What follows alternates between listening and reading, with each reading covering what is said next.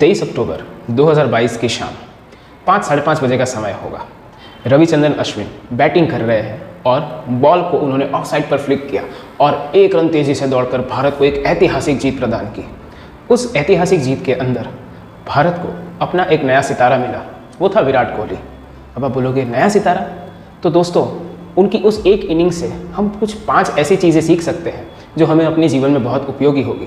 तो मैं बिमल मेहता, आपका सूत्रधार, आज आपको उसी के बारे में बताने वाला है। So let's begin.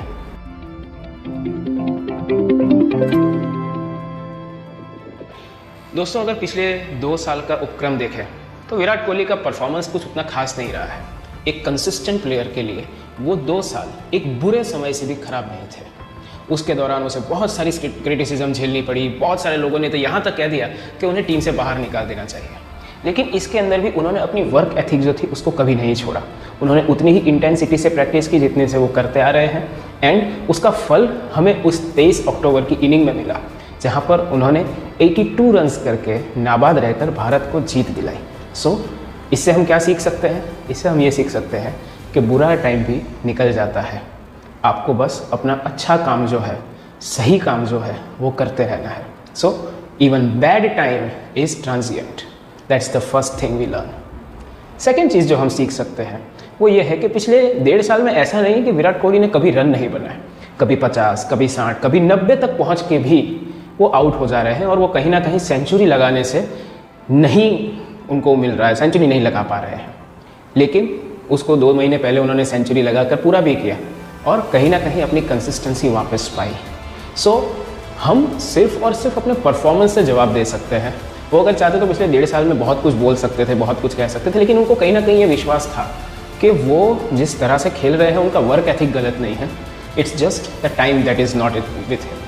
जिसे कहते हैं ना कि form is temporary, class is permanent. उनका क्लास हमेशा था और वो उस इनिंग में हमको दिख गया।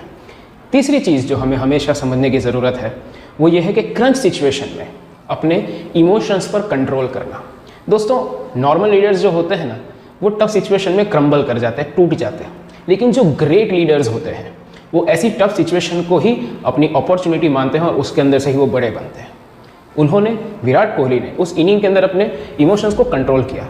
उन्होंने आकर पहले ही चौके छक्के लगाने शुरू नहीं किए। उन्होंने आके पहले 3-4 गेंदें खेली, इवन लीव भी किया। लेकिन उन्होंने ये चीज़ समझी कि अगर वो अपने इमोशन पर फिलहाल कंट्रोल करेंगे तो बाद में वो चौके छक्के लगाने में माहिर हैं, और जब वो शुरू हो जाते हैं तो कोई नहीं रोक सकता। So the third thing which we must learn is control our emotion in tough situation. कोई भी सिचुएशन में हमारी जो इमोशन है वो हमें कंट्रोल करनी चाहिए।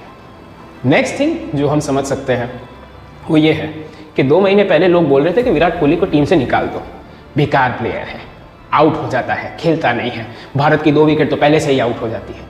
लेकिन उस दिन जब उस व्यक्ति ने 82 रन्स बनाए तो लोगों ने उसको greatest of all time, king Kohli, king is back, there is only one king, ये सब चीज़ों से उसको नवाजा। तो 2 महीने पहले जो पब्लिक उसको टीम से निकालने की बात कर रही थी, आज वही बोल रही है कि ये हमारा सबसे बड़ा एसेट है। सो लोग कहते हैं ना, उगते सूरज को सलाम करते हैं। इसीलिए मैं कह रहा था कि ये हमारा नया उभरता हुआ सितारा है, क्योंकि हमने इस सूरज को वापस से उगते हुए देख रहे हैं। सो public memory is very short. किसी के पास उतना टाइम नहीं है कि आपके बारे में ज़्यादा सोचे।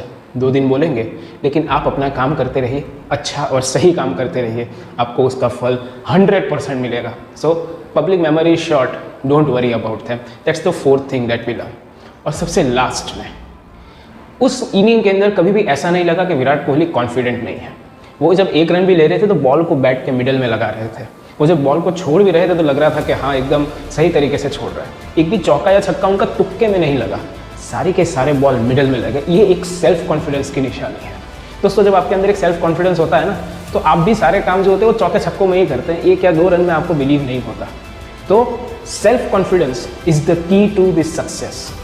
लोग कुछ भी बोले, लेकिन जब आपके पास अपना एक कॉन्फिडेंस होता है कि आप खुद भी कर सकते हैं, आप जीरो के अंदर से भी पूरा सर्जन कर सकते हैं। So always understand that if you have self confidence, even the most difficult situation will be easy for you, not happy but easy for you. So friends, ये 5 चीज़ें थी।